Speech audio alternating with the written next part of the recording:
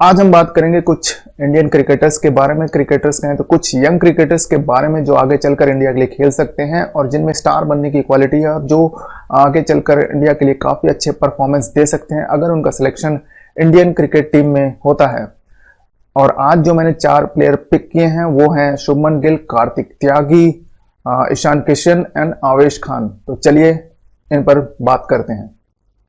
पिता की तपस्या का मान और खुद पर भरोसा करना सिखाता है शुभमन गिल का सफर। अंडर 19 वर्ल्ड कप 2018 खत्म होने के साथ ही एक ऐसे क्रिकेटर का नाम लोगों की जुबान पर था जिसे कोई भविष्य का कोहली कहने लगा तो किसी को उसमें राहुल द्रविड़ की झलक आने लगी। यह सच भी है कि उसके खेल और व्यक्तित्व में टीम इंडिया तक के सफर को पूरा करने का मादा दिखता है। आज हम जिक्र कर रहे हैं शुभमन गिल का। शुभमन गिल क्रिकेट का एक ऐसा सितारा है जिसकी हर एक पारी में कुछ खास बात होती है। बल्लेबाजी करते हुए रन तो कई बल्लेबाज बनाते हैं पर शुभमन की पारी को देखकर लोग उसके टेम्परामेंट की चर्चा करने लगते हैं। पारी छोटी हो या बड़ी, उसे खास बना देना शुभमन गिल की बड़ी पहचान है और यही क्षमता उसे एक दिन बड़े फलक पर लोगों के सामने लाकर खड़ा कर देगी। घर से ही हुई इस खेल की शुरुआत। शुभमन गिल का जन्म खेत और जमीन से संपन्न एक परिवार में साल 1999 के सितंबर महीने में पंजाब के फाजिल्का में हुआ था। उनके पिता पहले से ही क्रिकेट के शौकीन थे और बच्चों को क्रिकेट सिखाने का काम भी करते थे। परिवार के लोग तो यह भी कहते हैं कि शुभमन के पहले कोच उसके पिता लखविंदर सिंह हैं। लखविंदर सिंह सचिन तेंदुलकर के बहुत बड़े प्रशंसक हैं। बाद में उन्हें अपने बेटे में ही क्रिकेट के गुण दिखने लगे। शुभमन ने भी 3 साल की उम्र में ही अपने हाथों में बल्ला थाम लिया था। पहले यह सिर्फ एक शौक था जो धीरे धीरे सपनों में बदलने लगा। एक बार खेतों में खेलते हुए शुभमन कई 100 गेंद खेलने के बाद भी नहीं थके और ना ही आउट हुए। उसी दिन परिवार के लोगों को एहसास हो गया था कि यह लड़का वाकई में एक दिन मैदान मारेगा, लेकिन इसके लिए पहले ही अच्छी ट्रेनिंग की जरूरत थी। शुभमन के साथ पिता ने भी की कड़ी मेहनत। लखविंदर सिंह को एहसास हो गया था कि शुभमन क्रिकेट के बल्ले से कमाल की कहानी लिख सकता है, लेकिन इसके लिए पहली शर्त थी कि बच्चे को फाजिल्का से कहीं बाहर ले जाकर अच्छी ट्रेनिंग दिलवाई जाए। शुभमन को लेकर उसके पिता साल 2007 में मोहाली चले गए। शुभमन के जुनून को सही से सांचे में ढालने का काम मोहाली में शुरू हुआ। 7 साल की उम्र में यह ट्रेनिंग शुभमन को बिल्कुल परफेक्ट बनाने का काम कर रही थी। शुभमन के पिता ने पीसीए क्रिकेट ग्राउंड के ठीक सामने किराए पर कमरा लिया। ये वो तपस्या थी जिसका फल सालों बाद मिलना था। खैर, तब इस बात से अनजान उसके परिवार के लोग और पिता सिर्फ शुभमन की प्रतिभा को निखारने के काम में हर तरीके से लगे हुए थे। दूसरी तरफ लखविंदर सिंह को यह बात खटकने लगी थी कि कोचिंग में बच्चों की संख्या ज्यादा होने के कारण शुभमन को उसके कोच बहुत कम वक्त देते हैं। इसे देखने के बाद लखविंदर सिंह ने शुभमन को ट्रेनिंग देने की जिम्मेदारी फिर से अपने हाथों में ले ली। एक पिता अपने बेटे का पहला गुरु, पहला रक्षक होता है और जीवन भर उसे अपनी छाया में रखने का काम करता है। लखविंदर सिंह पर यह बातें पूरी तरीके से साबित होती हैं। शुभमन के लिए उसके पिता ने दिन रात एक कर दिया। शुभमन के पिता उसे खेत में काम करते हुए क्रिकेट की बारीकियों को सिखाने में लग जाते हैं। मिलने लगे मौके, इस मेहनत और लगन के नतीजे दिखने लगे। शानदार बल्लेबाजी की बदौलत शुभमन अपनी प्रतिभा को दुनिया के सामने लाने में जुट गए। साल 2016-17 में शुभमन गिल ने फर्स्ट क्लास क्रिकेट में पंजाब के लिए खेलना शुरू कर दिया। फरवरी 2017 में विजय हजारे ट्रॉफी और नवंबर 2017 में रणजी ट्रॉफी मैच से शुभमन गिल के कदम प्रोफेशनल क्रिकेट की दुनिया में आ गए। शुभमन ने फर्स्ट क्लास क्रिकेट की शुरुआत बंगाल के खिलाफ खेलकर की। इसके बाद दिल्ली के कोटला ग्राउंड पर हरभजन सिंह की कप्तानी में खेलते हुए शुभमन गिल पंजाब के एक मैच में सिर्फ 11 के स्कोर पर आउट हो गए। शुभमन को इस बात का बहुत अफसोस हुआ कि वह सस्ते में विकेट गंवाकर चले गए, लेकिन इसके बाद की पारी में शुभमन ने स्थिरता और धैर्य का दामन थामा। इसका परिणाम उन्हें 2013, 14 और 2014-15 के लिए लगातार 2 साल बेस्ट जूनियर खिलाड़ी के पुरस्कार से सम्मानित होकर दिया। बीसीसीआई के इस खास कार्यक्रम में शुभमन गिल को पहली बार विराट कोहली से मिलने का मौका मिला था।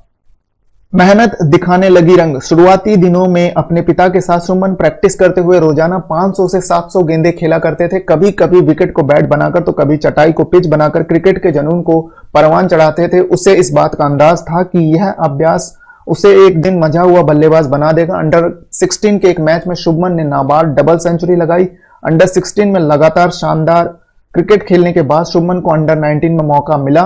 अंडर 19 वर्ल्ड कप क्रिकेट 2017-18 के लिए टीम न्यूजीलैंड पहुंची और शुभमन को उप कप्तान बनाया गया। उस वक्त से ही हर कोई अंदाज लगा रहा था कि शुभमन इस वर्ल्ड कप में खुद को साबित करेंगे और हुआ भी कुछ ऐसा ही। शुभमन के बल्ले ने मैदान पर कहर बरपाया। दाहिने हाथ के इस खिलाड़ी ने सेमीफाइनल मुकाबले में पाकिस्तान के खिलाफ शानदार सेंचुरी बनाई। 102 रन की उम्दा पारी ने फाइनल में पहुंचने की खुशी को दोगुना कर दिया।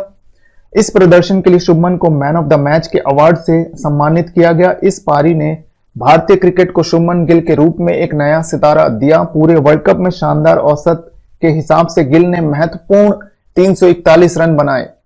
आपको यह भी बता दें कि कवर और एक्स्ट्रा कवर शॉट खेलने में महारत रखने वाले शुभमन गिल को स्थिरता और संयम सिखाने का काम द्रविड़ ने किया और इस खिलाड़ी ने भी चयनकर्ता के भरोसे को सही साबित किया। उसके इसी प्रदर्शन ने जनवरी 2018 में हुई आईपीएल नीलामी में टीम मालिकों का ध्यान अपनी तरफ खींचा और कोलकाता नाइट राइडर्स ने उसे 1 करोड़ 80 लाख में खरीदा था। इसके बाद उन्होंने वनडे इंटरनेशनल डेब्यू किया न्यूजीलैंड के खिलाफ एट हैमिल्टन जनवरी 31 में और इन्होंने 2 मैच खेले हैं। हालांकि कोई खास परफॉर्मेंस ये इन 2 मैचों में दे नहीं पाए, लेकिन इनसे उम्मीदें काफी हैं कि आगे चलकर ये काफी अच्छी क्रिकेट खेलेंगे और इंडिया को काफी साल तक सर्व करेंगे। अगर इनकी परफॉर्मेंस हम देखें डोमेस्टिक में तो फर्स्ट क्लास क्रिकेट इन्होंने खेले हैं। 21 इनिंग्स खेली हैं, 34 और रन्स बनाए हैं 2133। हाईएस्ट स्कोर इनका रहा है 268। एवरेज इनकी रही है काफी ज्यादा 73.55। इसमें इन्होंने 7 शतक लगाए हैं और 10 हाफ सेंचुरी भी इन्होंने लगाए हैं। अगर लिस्ट ए का करियर इनका देखें तो मैचेस खेले हैं 57, इनिंग्स खेली हैं 56, रन्स इन्होंने बनाए हैं 2280। हाईएस्ट स्कोर इनका रहा है 143 का। एवरेज भी काफी अच्छी रही है 45.60 और शतक इन्होंने लगाए हैं 6 और हाफ सेंचुरीज इन्होंने लगाई हैं 11। वहीं इनका अगर T20 करियर देखते हैं तो मैचेस इन्होंने खेली हैं 37, इनिंग्स खेले हैं 34 और रन्स बनाए हैं 777। हाईएस्ट स्कोर इनका रहा है 78 और एवरेज भी T20 के हिसाब से काफी अच्छा है जो है 33.78 का। स्ट्राइक रेट काफी ज्यादा है 134.89 और ये उनकी कुछ करियर स्टैट्स हैं। और अगर हम रिसेंट भी उनकी परफॉर्मेंस देखें तो उन्होंने रन्स बनाए हैं न्यूजीलैंड 11 के खिलाफ 8 रन्स, न्यूजीलैंड ए के खिलाफ 136 रन्स, अगेन न्यूजीलैंड ए के खिलाफ 83 और 204 नॉट आउट, 30-24, फिर न्यूजीलैंड 11 के खिलाफ 50, दिल्ली के खिलाफ 23 एंड 4 रन्स, फिर विदर्भ के खिलाफ इन्होंने शतक लगाया था। तो ये कुछ उनकी रीसेंट परफॉर्मेंस रही हैं जो आप भी देख सकते हैं और उम्मीद यही है कि ये खिलाड़ी आगे चलकर इंडिया के लिए काफी अच्छी परफॉर्मेंस करेगा और कम से कम 15-20 साल इंडिया को ये सर्व करना चाहिए और ऐसे ही एक खिलाड़ी की जरूरत है। अगर हम इनको चाहें तो फिट कर सकते हैं ओपनिंग में भी, क्योंकि ये टेक्निकली काफी करेक्ट बैट्समैन है। सारे शॉट्स हैं इनके पास, तो ये ओपन करते भी आए हैं डोमेस्टिक में भी या अंडर 19 में भी ये ओपन करते हैं, तो ओपनिंग में भी इनको चांस दिया जा सकता है और अगर जरूरत पड़े तो इनको मिडिल ऑर्डर में भी ला सकते हैं, क्योंकि इंडिया की मिडिल ऑर्डर का अभी फिलहाल प्रॉब्लम चल रही है, तो इनको वहां पर भी फिक्स किया जा सकता है। तो देखते हैं कि ये आगे चलकर क्या करते हैं। उम्मीदें इनसे काफी ज्यादा हैं। क्रिकेट की दुनिया का उभरता हुआ नाम है कार्तिक त्यागी। क्रिकेट की दुनिया में हर रोज कोई सितारा चमकता है तो कोई चमकते चमकते रह जाता है, पर कुछ प्रतिभाएं ऐसी होती हैं जिनका नाम इतिहास के पन्नों में लिखा जाता है, जो अपने और देश के लिए महान योगदान देकर जाते हैं।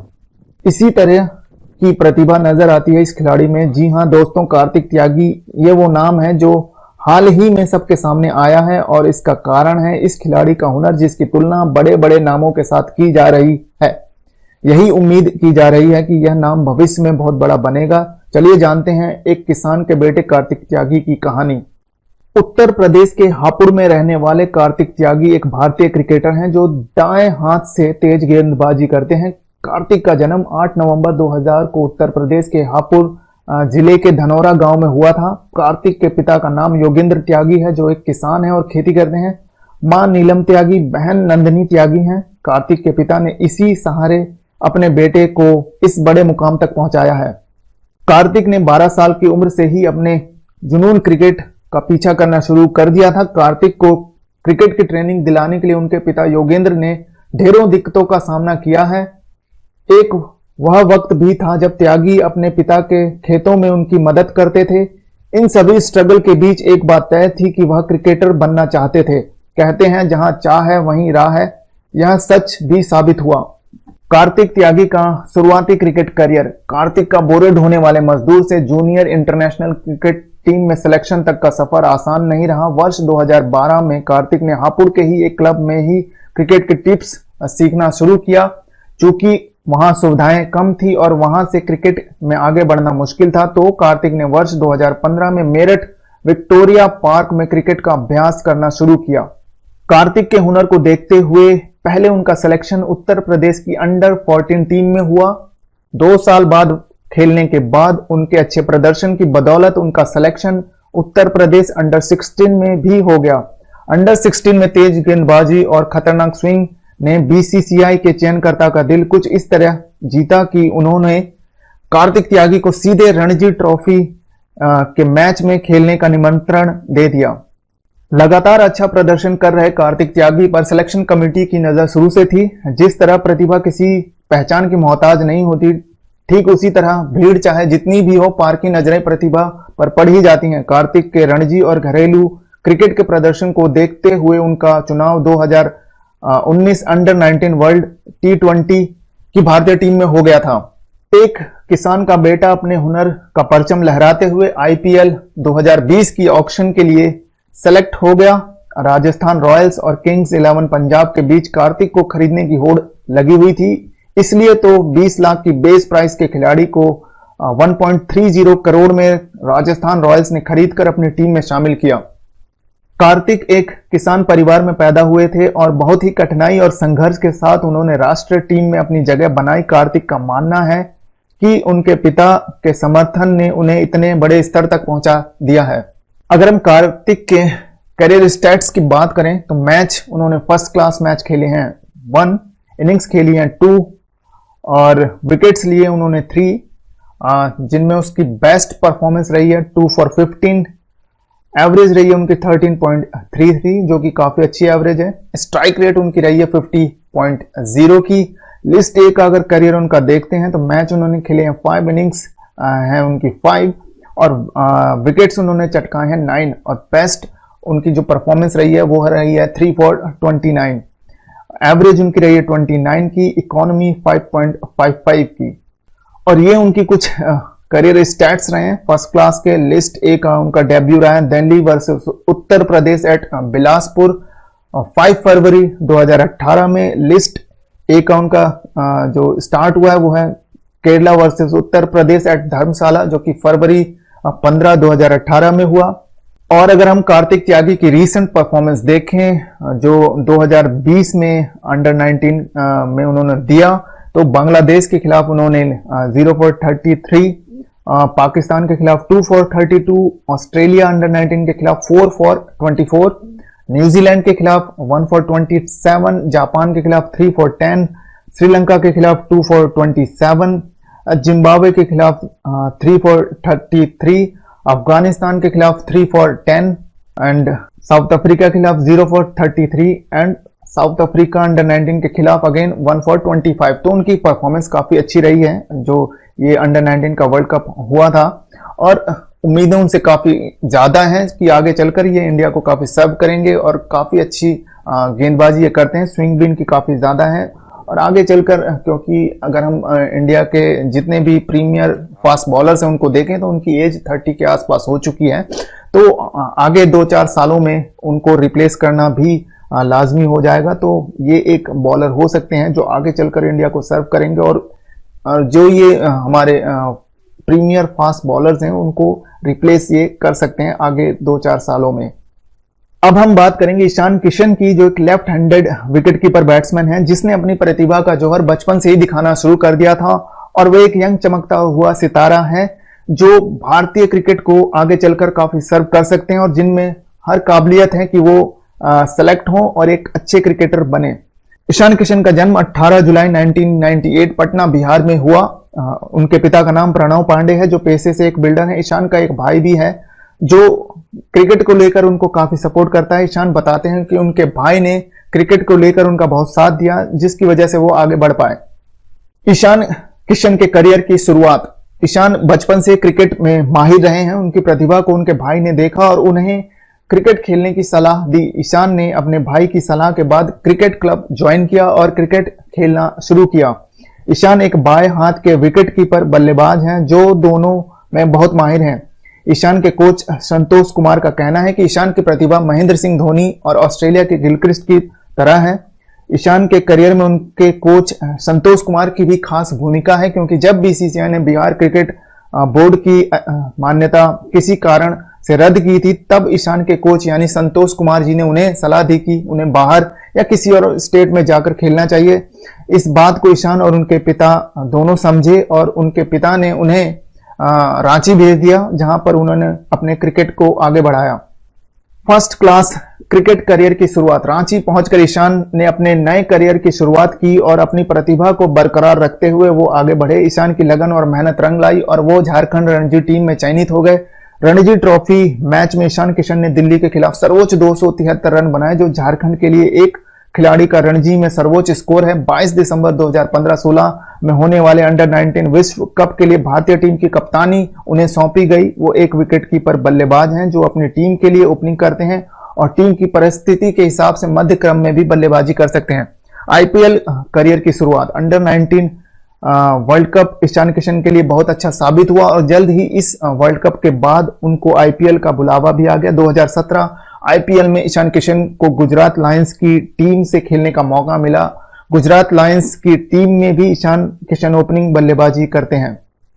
एक मैच जो मुझे याद आता है वो है टाटा होन ओके प्लीज T20 कप में जब ईशान किशन ने धमाकेदार पारी खेली और सिर्फ 49 गेंदों में 124 रन उन्होंने बनाए और धमाकेदार शतक लगाते हुए उन्होंने 204 रनों का लक्ष्य महज 14 ओवरों में हासिल कर लिया था। और अगर दिलचस्प बात अगर देखें तो उस टीम में सुरेश रैना थे, शिखर धवन थे और मनोज तिवारी जैसे इंटरनेशनल खिलाड़ी खेल रहे थे और जिन गेंदबाजों का उन्होंने सामना किया, जिनकी उन्होंने धुलाई की, उसमें जसप्रीत बुमराह, हरभजन सिंह, एसएन ठाकुर, शिवम मावी जैसे बड़े गेंदबाज थे। और इस स्टार खिलाड़ियों की मौजूदगी के बाद भी अपनी जो मौजूदगी थी उसको दर्ज कराया और शानदार जीत दिलाई। और लोग सच ही कहते हैं कि उनमें एडम गिलक्रिस्ट की झलक नजर आती है। उनकी बैटिंग स्टाइल जो है वो मैच करती है एडम गिलक्रिस्ट से क्योंकि वो भी एक लेफ्ट हैंडेड बल्लेबाज थे, ये भी एक लेफ्ट हैंडेड बल्लेबाज हैं और आते ही ताबड़तोड़ बल्लेबाजी करते हैं, रुकते नहीं हैं और हर शॉट्स मारते हैं। टेक्निक भी काफ़ी अच्छी है और सारी इनमें खूबी है, काबिलियत है कि आगे चलकर इंडियन क्रिकेट में इनका सिलेक्शन हो और ये इंडियन क्रिकेट टीम को सर्व करें क्योंकि एक ऐसे विकेट कीपर बल्लेबाज जो कि ओपनिंग में या मिडल ऑर्डर में भी आकर ताबड़तोड़ बल्लेबाजी करें जैसा कि कभी महेंद्र सिंह धोनी इंडिया के लिए करते थे। तो फिलहाल अभी KL Rahul as a wicket keeper batsman खेल रहे हैं लेकिन वो एक नेचुरल विकेट कीपर नहीं है। विकेट कीपिंग उन्होंने स्टार्ट की है और कर रहे हैं लेकिन एक नेचुरल विकेट कीपर है ईशान किशन जो कि बचपन से ही विकेट कीपिंग करते आए हैं और विकेट कीपर बैट्समैन भी हैं, बैटिंग भी काफ़ी अच्छी करते हैं। तो देखते हैं, खेलते तो ये काफ़ी लाजवाब हैं, बैटिंग भी इनकी काफ़ी अच्छी है, तगड़ी है, टेक्निक भी काफ़ी अच्छी है, तगड़ी है। तो देखते हैं आगे इनका सिलेक्शन कब होता है। उम्मीदें इनसे काफ़ी ज़्यादा हैं कि जब ये सेलेक्ट हो तो इंडियन क्रिकेट टीम को काफ़ी सालों तक सर्व करें और काफ़ी सारे रन्स बनाएं और विकेट कीपिंग भी अच्छी करें जो कि खास ज़रूरत है इंडियन क्रिकेट टीम को। और अब नज़र डालते हैं इनके स्टैट्स पर, फर्स्ट क्लास स्टैट्स पर, लिस्ट ए के स्टैट्स पर, T20 के स्टैट्स पर और जो इन्होंने कुछ डोमेस्टिक वनडे इंटरनेशनल्स खेले उन स्टैट्स पर नज़र डालते हैं। तो ये हैं उनके स्टैट्स।